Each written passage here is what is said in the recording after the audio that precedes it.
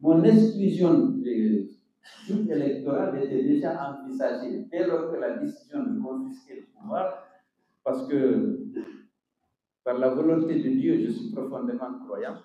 Je n'ai pas d'adversaire aujourd'hui sur les élections transparentes. J'ai toutes les chances de passer le premier. Mais, alors, pour confisquer le pouvoir, il faut m'exprimer. Et là, Cellou Dalein Diallo était face aux étudiants des Sciences Po Paris, Panthéon à Sorbonne ici. Le thème porté sur la Guinée, l'Afrique entre transition suspendue et aspiration démocratique. Face aux étudiants, le président de l'Union des forces démocratiques de Guinée en exil est revenu longuement sur le référendum constitutionnel qui s'est tenu le 21 septembre 2025.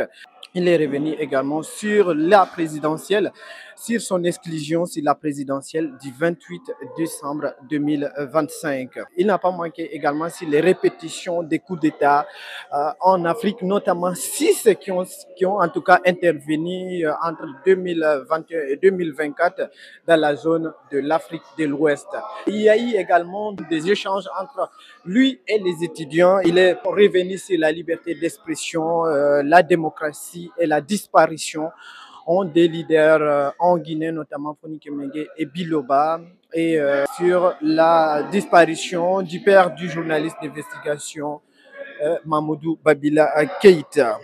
Il n'a pas manqué également de fustiger son non-recensement sur le fichier électoral pour lui permettre notamment de participer à la présidentielle du 28 décembre 2025. Donc je vous propose de l'écouter en ce qui concerne sa non-participation, en tout cas à cette élection.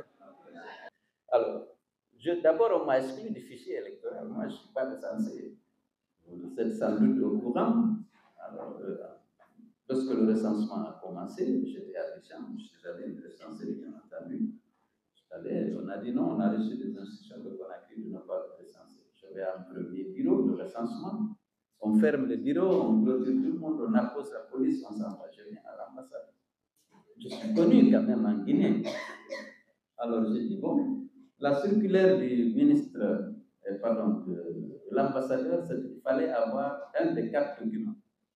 Avoir la dernière circulaire, avoir un passeport en cours de validité, avoir une carte consulaire, une carte d'identité biométrique ou un extrait de naissance biométrique. Il se trouvait que j'avais les 4 documents. J'ai dit, lequel voulez-vous que je présente? Il dit, non, on a reçu des instructions de ne pas. J'ai tout fait. Toute une journée, je suis en train de plaider. Je suis même trouvé la représentante de la CDA en Côte d'Ivoire qui était venue s'enrôler parce qu'elle est guinéenne. Elle était peinée de me voir comme ça, dit non, c'est des instructions à faire. Donc je ne suis même pas dans le fichier. Exclu sur instruction de la Chambre.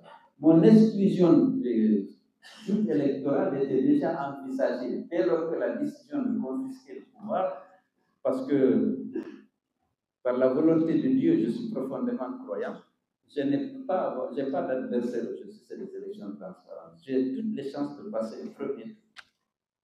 Mais, alors, pour confisquer le pouvoir, il faut m'exprimer le processus. C'est ce qu'ils n'ont pas hésité à faire. On a cherché des dossiers, exprimer, comment le poursuivre, le disqualifier.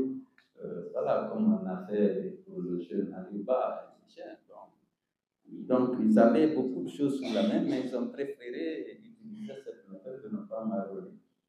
Alors, donc, tout ça, c'est la volonté d'exclusion. Je m'appelle Océane de Oliveira, je suis chargée de communication pour l'ASPA, donc l'Association de Sciences Po pour l'Afrique, qui est justement partenaire et organisateur de cet événement. On était très ravis d'avoir M. Diallo. Franchement, on a l'habitude d'organiser plein de conférences avec notamment des personnalités politiques, donc des ministres, des opposants, que ce soit de la mouvance ou de l'opposition. Cette conférence était très, très, très impactante parce qu'on a pu avoir des réponses aux questionnements qu'on avait. Donc, les étudiants ont pu exprimer c'était quoi leur requête, c'était quoi leur question. Et c'était vraiment un plaisir d'avoir justement un retour, des réponses de la part d'un aussi grand professionnel. Alors, on est très ravis et on espère vraiment qu'on aura l'occasion de le revoir pour d'autres conférences et d'autres événements. N'hésitez pas à nous suivre sur les réseaux sociaux, c'est Association de Sciences Po pour l'Afrique. Bonjour à tous, je suis Catherine. Ce soir, j'ai été la co-modératrice de la conférence avec Cellou Dalein.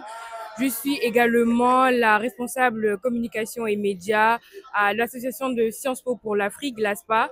Et aujourd'hui, c'était un plaisir pour nous de collaborer avec les associations ESMA et Sorbonne Business pour l'organisation de cette conférence. Notre but, en général, c'est de promouvoir la culture africaine.